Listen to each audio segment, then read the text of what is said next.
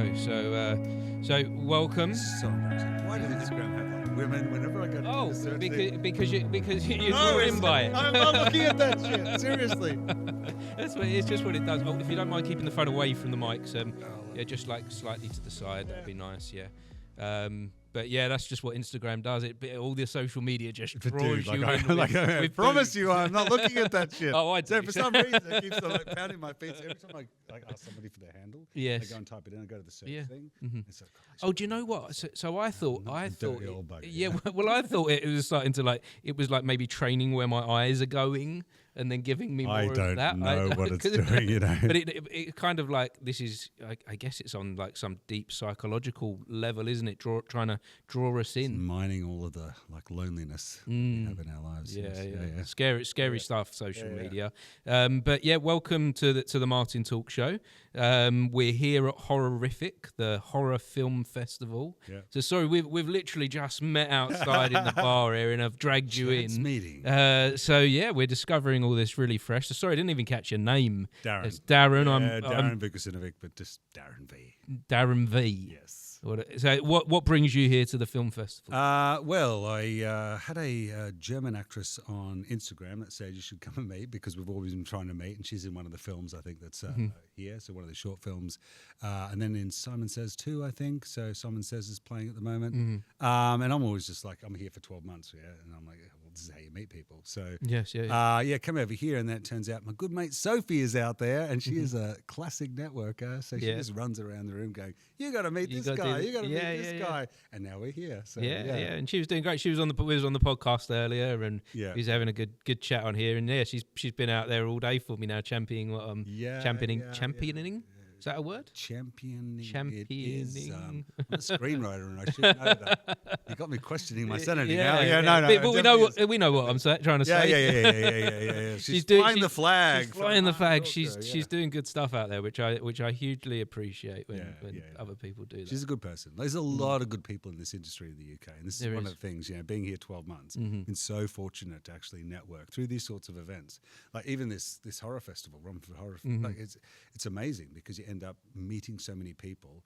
And I was chatting to somebody out there, and the film world is very small, and it's very insulated. And it survives on everybody's, I don't know, just ability to support one another, particularly through the hard process of making films. And it's one of the beautiful things. Like 12 months here, I have met so many amazing people through just events like this. Where is it you're from? Melbourne, Australia. Right, okay. Yeah, convict. Basically, yeah. I didn't know. To come back to the motherland. I didn't know if we were allowed to say that or if that was a joke. Yeah, I don't know. I'm not allowed to say that either, but that's how I felt for all those years. No, but it's really quite interesting coming to England and actually seeing the filmmaking community here. It's very vibrant. It's very diverse. There's a lot of diverse voices and diverse markets and things that are going on. I was always into genre films, as a writer-director. Australia does great genre films. It used to. It's known for it in the 70s and the 80s. It kind of pivoted away from that. It does occasionally spin out a great genre film, but it's hard to get funding over there. It's hard to get a look in. And so when I come over here, I'm like, this is like a great market. Really? So many driven people. I joined the Independent Horror Society. So you meet these different little groups. And these guys like self-organised around helping horror films get made here in the UK. And you wasn't feeling that in Australia? It's there, but it's like it's not on the scale here. And it's not with the diversity of what you have over here, right? You've got so many different filmmakers, so many different voices, so many people just driven. Like, let's do it, let's do it, right? Nice. Yeah. And I found back in Australia, it's kind of pockets. And if you don't actually jump into the pocket or know the people or whatever else, it was always quite difficult. So, when I came over 2 years ago to Cannes Film Festival, made a few networks over here, that kind of convinced me. It's like, move over here and give it a go. So I sold everything, jumped on a plane, got a global talent visa, ended up here in January last year. I'm just inventing it as I go. But the people... The people that you meet and the way in which they inspire you and drive you is such a vital part of filmmaking, So I've just done a feature film in January, and I could not have done it if I had not met like a certain group of people that were committed to the task against all odds. And the creative process in film is very much a team sport. So, it's, the strength of your team. I'd met a group of people over the course of last year, and that makes that kind of thing possible. Where did you find these people then? Because in bars, in pubs, because you've got you know when you're in another country and then you travel all the way over to here, it's all real fresh and a new beginning for you. So I assume when you came over here that it was very little connections that you had. Literally knew nobody, right? I knew. So where do you start? I knew a few people that I met through Cannes, but they were kind of spread around Europe. There was one or two people in the UK, and Cannes is a very different environment because people have time for you, but then they don't when you come. Yes, one of the beautiful things about Cannes is people do have time for you. So you'll meet people in Cannes that are from the UK that will give you time that you'd never get in their diary back here in England. But I just started to kind of canvass what are the independent filmmaking groups, what are the independent film societies, looked on Eventbrite, tried to look at where the meetups are, and slowly you meet people over time. It takes months and months and months and months, and you kind of go in there with your heart on your sleeve. Everyone always says to me, "Why did you leave Australia? It's beautiful there." I'm like, "I don't know. Please help me make a film. This is tough." So the opportunities here are working for you at this point. Yeah. For the first 8 months, I felt like I should go back because the industry here is kind of on its knees. It's in a very different state. I was aware of that with 3 months of being here, like film and TV, high-end TV. I wondered if that's happening all over the world. It is happening because the whole industry is changing, isn't it? It's churning. Like viewer habits are changing, and like you got vertical dramas, and there's a whole bunch of changes. And film's always been this kind of archaic, expensive beast on the high end. And all of that's changing as well. There's a lot of Silicon Valley money that flowed into film over the last 10 years. That's all going to dry up. It's all venture capital funds. So we're kind of like lived through this high point of high-end TV and big spends like Netflix, Amazon, and everything else. And I often say to people in the UK, they created a bit of a false economy around what you can get paid daily on film sets and stuff like that. And even some people in Netflix that I spoke to are kind of like, costs us twice as much to make a film as it does independently. Like, what's up with that? Because people go, it's Netflix, so I'll charge double the rate. So everyone kind of inflated the economy around film, but the film economy can't support that. You've got multiple streamers that enter the market now, so now you've got a fragmented market, so the streamers themselves are struggling to get audience. You've got vertical dramas going on, you've got the writer's strike, you've got COVID. So it's like all of these things fundamentally change the landscape. Yeah, all of these things added together. Yeah. That's kind of pulling the industry down a bit, aren't they? And we're kind of in this moment of like this lull, aren't we? Yeah, I think it's like it's about adaptability, right? And so I think low to medium budget films are kind of a thing again, right? Because it's a safe spot, because people still want to watch films and people still want to consume content. They want quality content. Yes. And the good thing is, like, whilst all of this disruption is happening on the top end, technology is accelerating the bottom end, so you can make better films for cheaper, right? With camera tech and everything else. So you've got this kind of trend where people are able to make more sophisticated films cheaper. Virtual production's incredible. You can do so much. I got a steampunk film that I started 15 years ago, and I'm never going to be able to make this, and I started experimenting with VP and everything else, and I went, holy cow, like, you could buy a set in Unreal Engine for, £80. That's just because the technology has moved on so vastly that you're able to take something creatively that may have just been in your mind in the past. Now, because things have become more accessible, you are able to make it into a reality. 100%, yeah. So that, I guess that's a difficult thing for the industry to adapt to, though. I think the big, slow-moving, big-budget side of the film industry is still doing things the way that they've always done it, which is, there's nothing wrong with that, but they've got hundreds of millions or whatever, they make Gladiator 2, whatever. It's like, that's great. I love that, like, high-end of filmmaking. Question mark around, is it sustainable when you've got people, on YouTube and TikTok on vertical dramas making more money, spending far less, so the economy shifts, right? So it's all about like what people will pay for content at the end of the day. Like theatre's not going to go away, but what will people pay for content? Even the streamers are trying to work out, budget plans and all of this sort of stuff. And then you've got a fragmented market. Nobody's going to sign up to 10 streaming services. So now you've got this predicament where it's like, how much can you feasibly spend on big ticket stuff, medium level stuff, and low end stuff? I think independent filmmakers, they've got brilliant ideas and independent voices, and people want to always see that. B, they know how to be agile in the way in which they produce films, and so they could do it for like lower budget and they could still make a high impact. And great stories will always permeate, and it doesn't need to cost a lot of money. And I think that's the sweet spot now for creatives to have ongoing work in this country. Not big high-end TV series, because you got like not to pick out anything, say it's like The Witcher. Things employ hundreds of people, but when the show gets pulled because it's not economically viable, hundreds of people lose their jobs, for a very long period of time, 6 months, right? That creates a huge hole in the economy in terms of like creatives and ongoing work.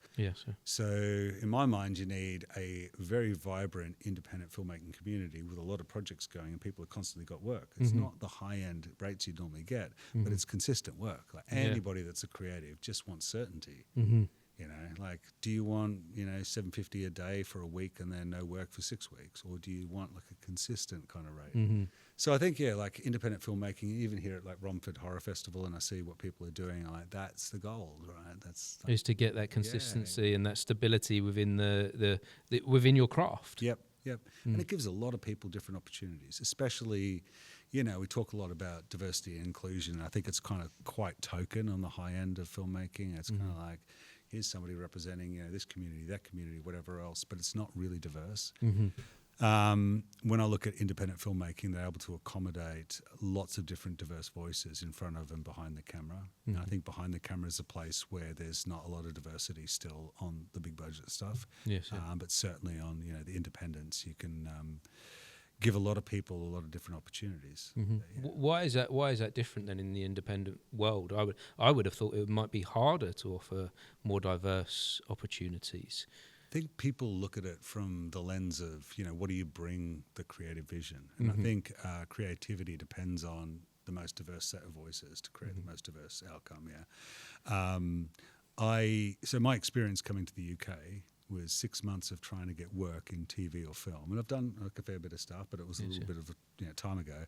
And they're like 3 years equivalent experience in the UK. Well, I mean, I just got here, so how do you get that 3 years experience? Where does the door open? The certainty of like big budget productions, whether it's TV or film or high-end TV streamers, they want that for the certainty, but that means people can't break into the industry. It's very, very hard ladder to climb up. And I think independents are more, hey, I've seen your CV, I like what you've done, because people take the time to look, and I want to give you a chance, I want to give you a call. So people get opportunities to get a leg in the door, and they can actually prove themselves through credibility of delivering on the film, rather than credibility of what's on the CV because, a studio hired them and another one hired them, and so now this one will hire them. And I think that's my big challenge of coming here was this whole thing of what you've been is going to determine what you are and where you go. I think creatives are really adaptive, and so they end up being able to shift their skill set, and they should be able to. And I think in the independent film market, like 12, 13 months here now, I'm now getting opportunities to produce features and other things, and people are just going, I've seen what you've done and I like it and I want to chat to you. Like even having the conversation is a great thing. Through the like higher end hiring process, it's like your CV doesn't even get in the door because it doesn't seem to tick the boxes. So I don't know, like I'm not criticizing how that system runs, but I always feel like the creative industry in film thrives on new voices, and so new voices means new people coming in all the time. New people, so they keep on and I guess that's why cinema is going so quiet. The amount of films that are being made at that higher end are very much the same. We're very much living in this time where the only options at the cinema are Marvel, Disney. Where are those independent films in there anymore? Where are those smaller films where they're almost like non-existent within the cinema? And I guess to me this sounds like this is kind of like the reason why. Well, it's just got to like throw. It's almost like throw as much money as you can to get people out of their homes and into a cinema seat. I love that high-end filmmaking, by the way. That's my dream. Is like Lord of the Rings, Gladiator 2. Yeah, it's incredible. Fun. We enjoy it's it. Like the penultimate of the craft. Is incredible, right? And I think anybody dreams of being able to take the craft to that extreme. I was watching the Gladiator 2 credits. It's like there must be like 30 people that are just plasterers. Yes. And on an independent film, you're lucky if you've got 30 people making the film. Yeah. There's 30 people just plastering walls on the thing, yeah. you know. So that's like kind of beautiful when you think about the scale, but then but all we're left with at the moment is that only. Yeah. And so where do the new people come up to make the next generation of big budget Hollywood blockbusters? Yeah. I don't know. Like, I think there's a bit of an addiction to like big budget productions because they employ a lot of people, and that's how you create economy, right? And so I've seen that as a bit of a trend. It was back in Australia. So we've got Pirates of the Caribbean coming. Yes, yeah. And so that means we're creating hundreds and hundreds of jobs, which is true. But big budget productions will always go where the offsets make sense, where the incentives make sense. It's very easy to pull the plug. And so it's good to have high-end TV and lots of large productions.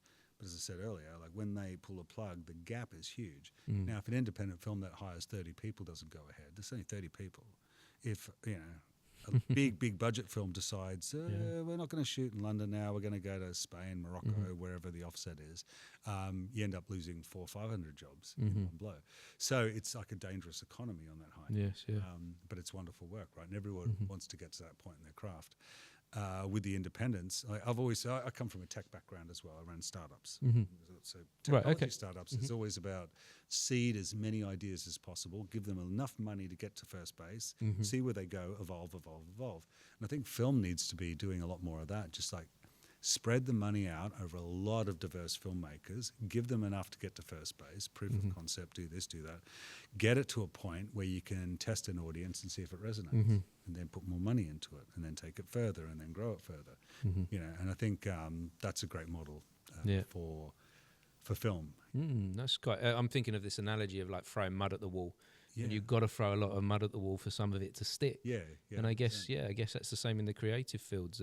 We can't just do one type of thing and expect that one thing to work. Well, you don't know. You know, like what I learned from working in tech is the old way would be design a system, spend a year designing it, spend 2 years building it and a lot of money, and get to the end and work out whether it's useful or not.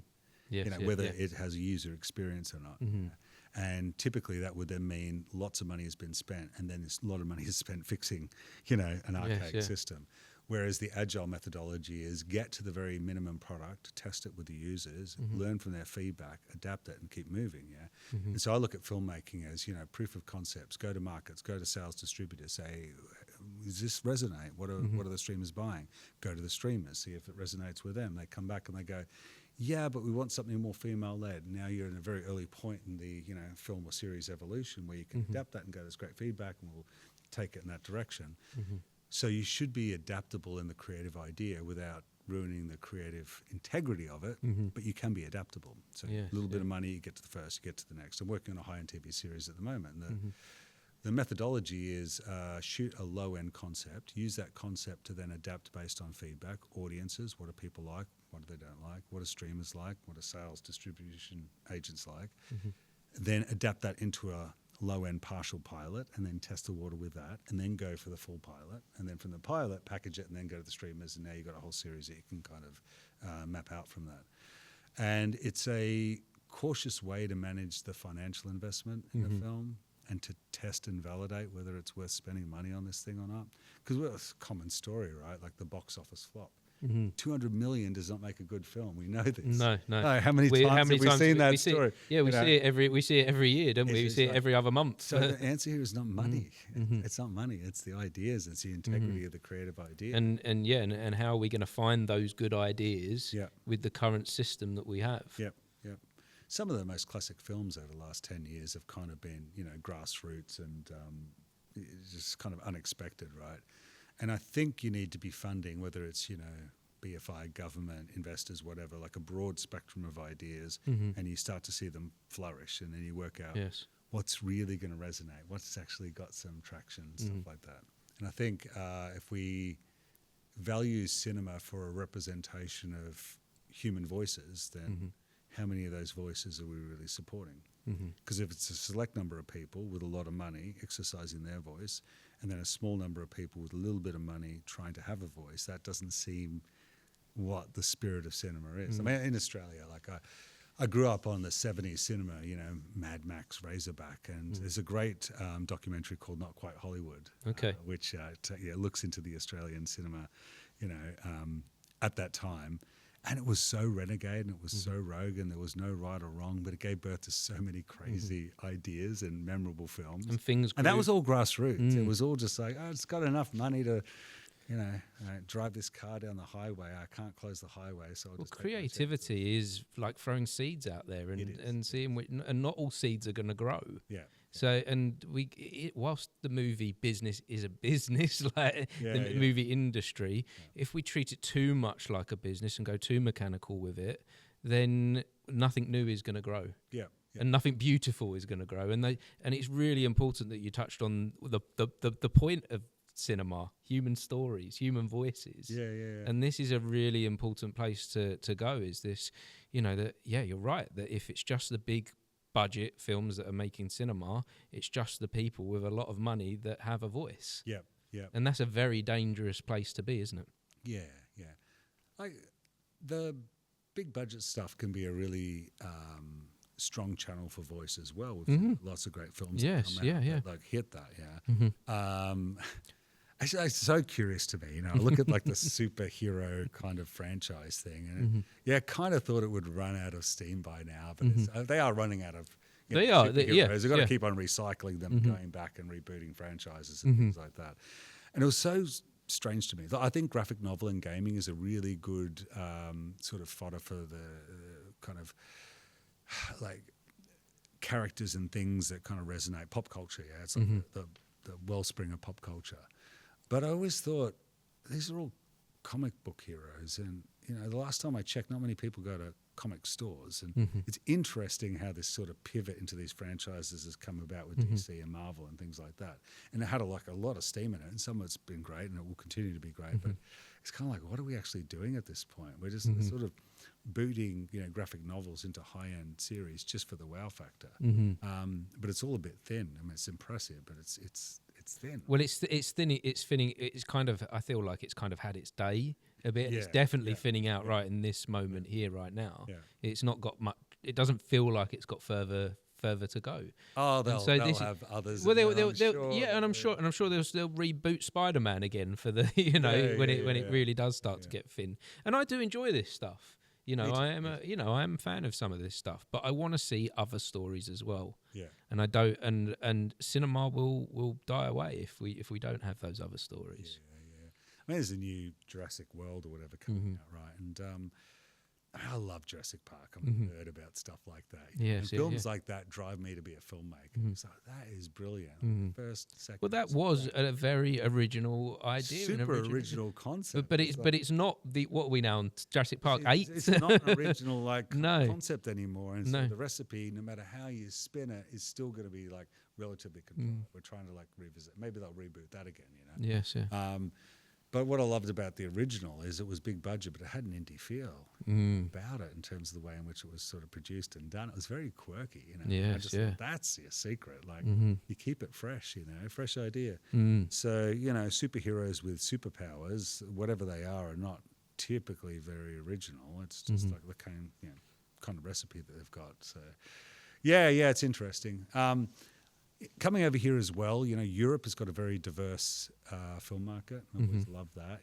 The French, Spanish, Portuguese, like they kind of steer away from some of this big budget stuff and they go fiercely independent. German films. I always love South Korean films as well. Like some of the best stuff's come out of South Korea. And that tells you something. It's a completely different mindset about filmmaking. Yeah. What is it? Because I haven't personally experienced any.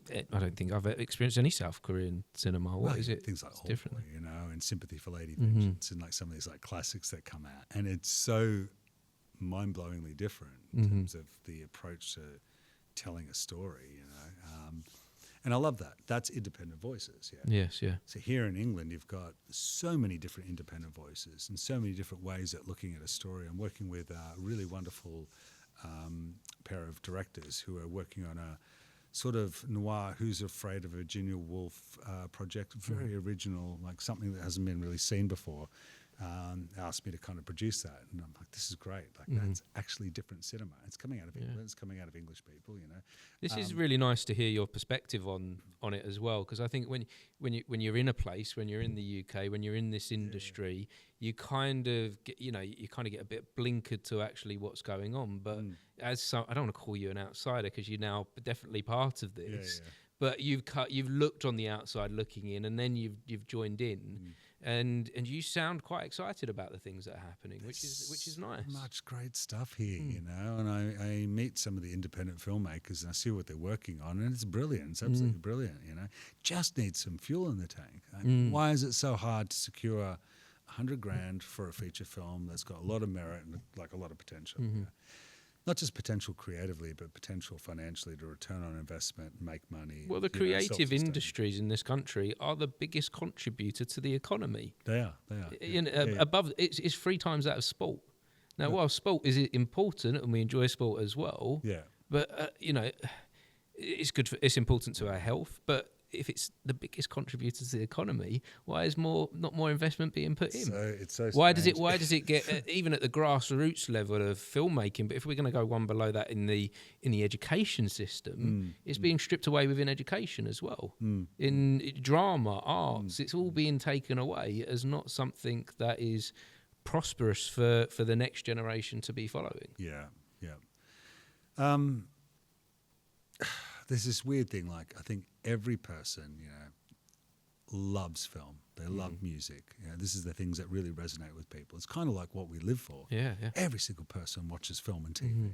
Every person listens to music. And yet these are some of the hardest industries for people to have a job in. Why is that in our economy? Whereas, sports, it's probably hard to have a career in sports, but it's pretty much a certain kind of like infrastructure that sits around sport, a financial infrastructure, everything from sort of brands to, supporting mechanisms. And every other job has stability attached to it. And then creatives are kind of, wandering around trying to, get from one base to the next and whatever. I just helped a wonderful first-time director. He's on the autism spectrum. Produces horror comedy short, and so I come across him through Mandy.com. He's looking for a producer. Read his script. It's brilliant. It's absolutely brilliant. Got to know him. Went through film school. Has been trying for years to get a job. Can't even get a job as a runner. I'm like, this guy's written a great script. He wants to direct. So come on board as a producer to support that. He worked for 3 years to save up enough money to shoot it himself. I'm like, why is that? Like, it's a great script. He's really driven and passionate. He's fully committed. His storyboards are incredible. And yet he's just on the outside going, can somebody like help me make this? And he raises the money himself. That is a case of, like, for me, failure of the apparent mechanisms that are apparently open to everybody to create an apparently democratic system where everybody can have an opportunity to make film. That's nothing against, whatever it is, BFI short film funds and everything else. These things are competitive and the funds are limited. But there's, great voices that are missing out because these things are inaccessible to some degree or another. They're too competitive. There's not enough money. And I don't know where you solve that problem, but when we've got a dual lane industry with huge productions, employing a lot of people and a lot of money flowing through it and a lot of tax credits being given out to support those big productions. And then we've got a small economy around independent voices that's not quite supporting those people, and it's complex and difficult and limited. The question here is, like, are we really supporting an industry, or are we supporting tent poles for an industry, and everyone else has got to somehow hop in underneath it? Now, don't want to get into the politics and all of that about it. But clearly we're trying to find a way for something to change here, something to be different. For enable the industry to continue moving forward and for it to grow and for people to prosper. If you had 100 million, fund 100 $1 million films. Don't fund one $50 million film and then, $20 and then say this, films. and then say, it doesn't work. Well, Like, I think the spread is really, really important. I've often felt as well, and this is like personal opinions, I get a little bit opinionated.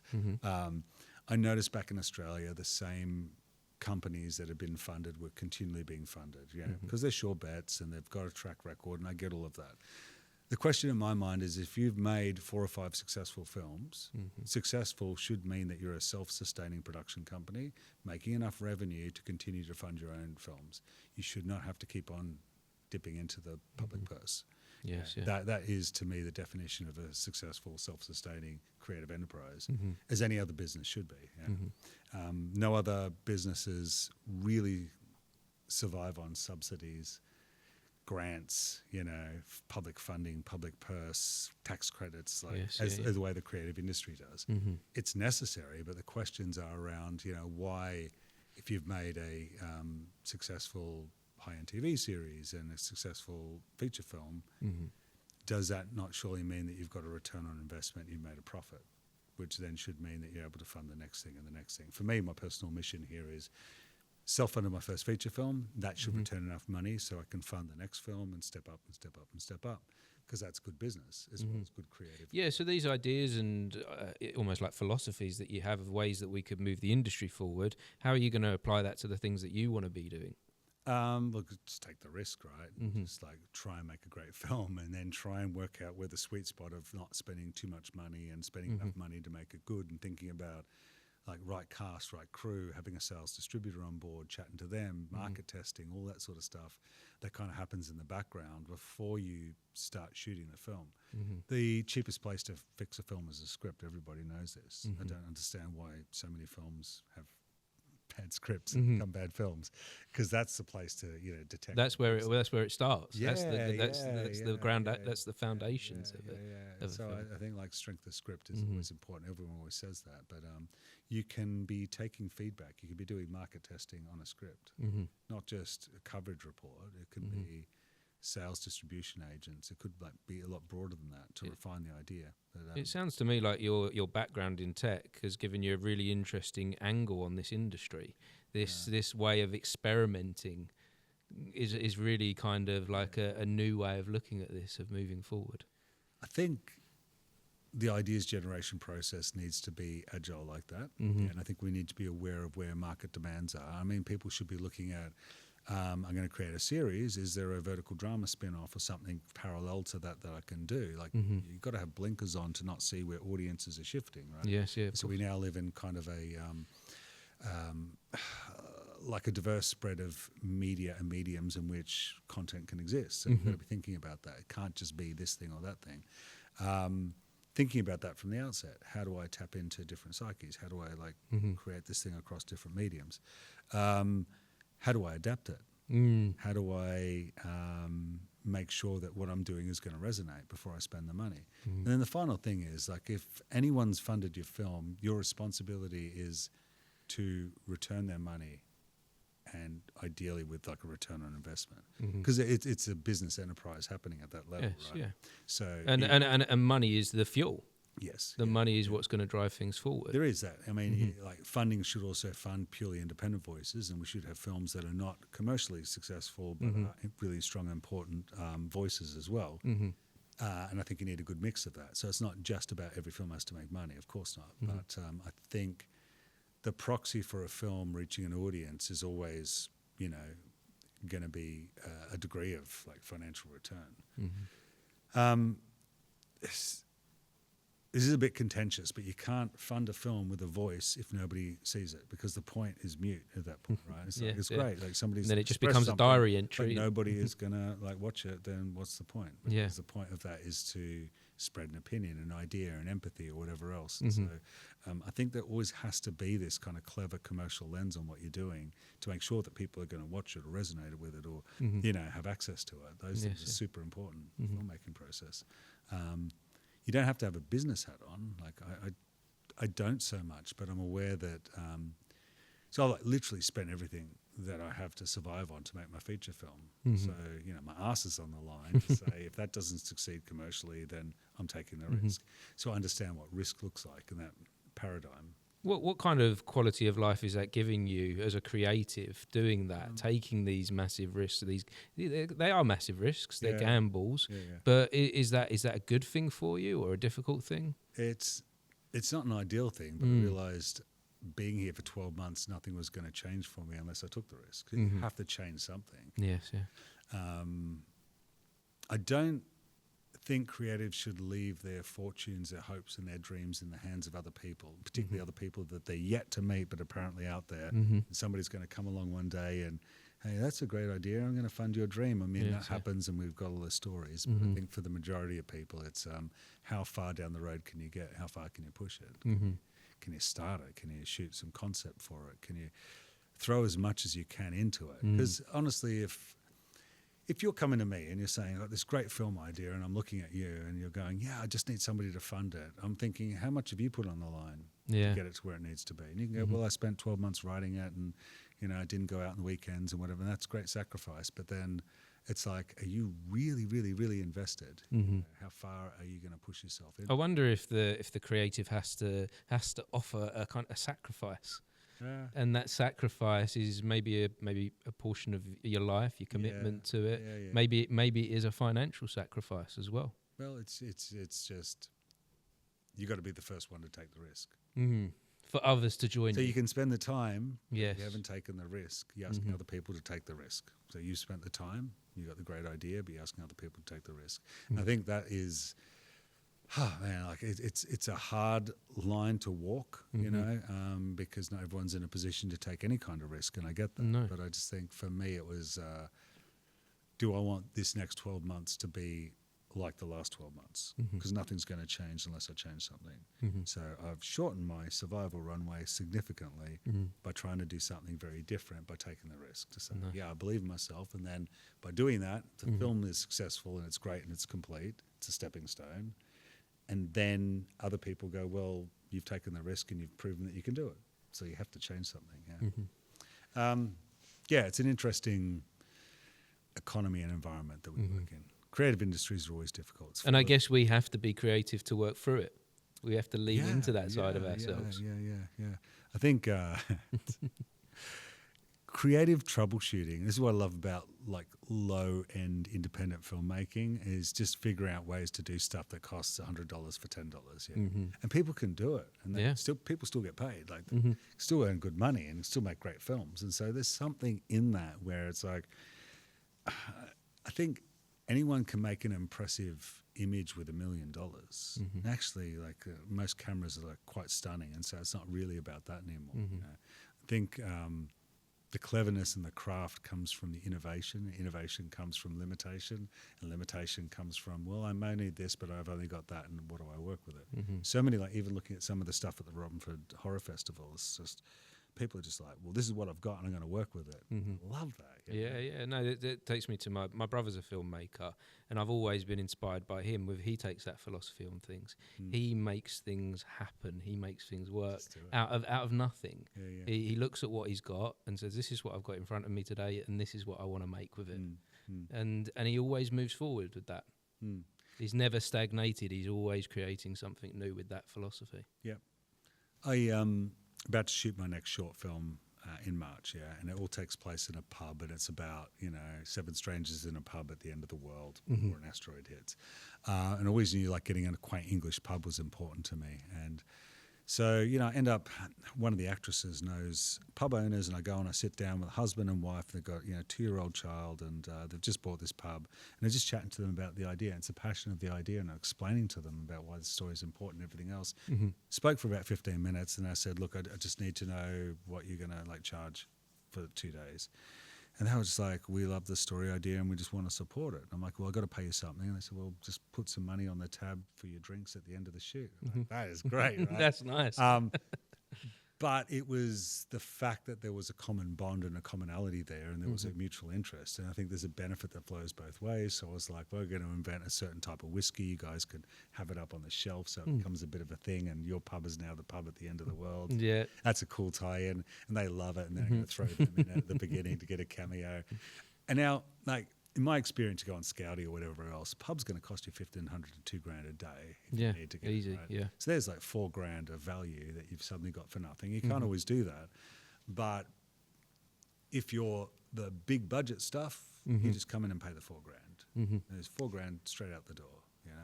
Now and by doing that, by paying that big budget price, you're actually missing out on some of the magic. Oh, the magic is beautiful, right? The tie-in is that. So now I'm going to have them at the beginning of the film when the radio broadcast comes on. They're the owners, and they're like, we're not spending another like minute in this shit dive end pub, and they walk out. And it's a bit comical because they just bought it, you know, and they're like doing a big experiment. I thought that was quite funny, but they get a cameo as well. And I went and saw them last night, and they're like, "Thank you so much," you know. And they said, "Oh, we're just like so excited a film is being shot here," and I love that. You know, that's the economy that sits under the economy. Yeah. So we talk about the human experience. Yeah. But people are benefiting. It's got to be a value exchange. It's got to be like genuine benefit in it for everyone.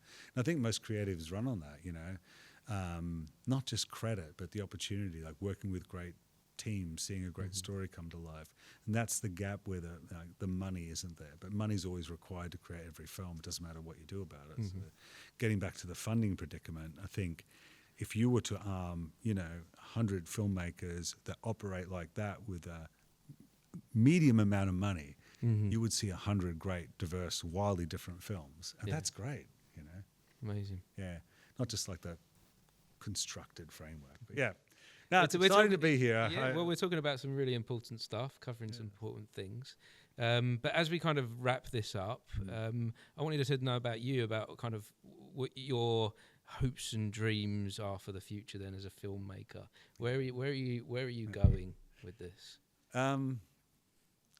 So I've always, just been bashing about the high end of filmmaking. Yeah. I've always loved like the scale of the craft, just how wildly far it can go. Like James Cameron's. Well, I think those things have drawn us into the filmmaking. It's nice to see. Yeah. I remember watching making a Blade Runner and things like that, and I go, that is just a nuts amount of creatives coming together to do something really special. So not necessarily going like super big budget, but I've always loved to get into that zone where you're working with a lot of super creative people that are doing their best work, you know, because there is a real artisan craft in this thing. You know? Peter Jackson always inspired me with what he did with Lord of the Rings, because he just went, well, we're going to blacksmith these swords, and you know, Weta Digital was born, and that's kind of incredible. But I think for this year, it's got the feature done. It's in post. We'll release it in April. I hit Cannes in May. Going to use that as a proxy. I got this high-end TV series. It's now going to go through a few iterations. I love it. I live in that sort of graphic novel, dark city. The Crow's one of my favorite films. So being in that sphere of kind of genre filmmaking where it's stylized and slick, I love that. So getting that project up is important for me, helping a few other filmmakers now with a producer cap on and seeing them have voices, and using what I've learned through my battles to help them. Seeing those things get up, that's important. I've got a tribe of people that I'm starting to meet here, and I've always got their back, so I call them back in when I've got something else, and we look after each other, and you keep moving forward like that. I think having a filmmaking family here is kind of the ultimate dream. Yeah. Well, it sounds like you're building it. Yeah, some great people here, like amazing people. Amazing. Yeah. Well, thank you so much for sharing today. Absolute pleasure, mate. Thanks for having me on. And if anyone has been watching or listening, thank you for joining us for this conversation. Yeah, cool, man. Thanks Appreciate again. It. Cheers. Let's go watch some horror. Let's go and see some horror.